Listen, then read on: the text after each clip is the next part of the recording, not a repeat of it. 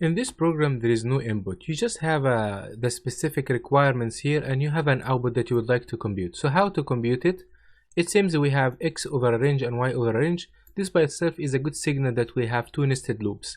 Then we have x less than y and x plus y divisible by 7 as two conditions to verify. So we can just make two for loops within the provided ranges. Observe that the range here ends at 300 inclusive. So I make it 301 to include the 300. After that, we are checking if x is less than y and checking if x plus y mod 7 equal 0. These are the two requested conditions. If they are true, then we count a plus 1. There is a simple observation here to make this code little bit. Can we change it? Can we get rid of this condition here, x less than y?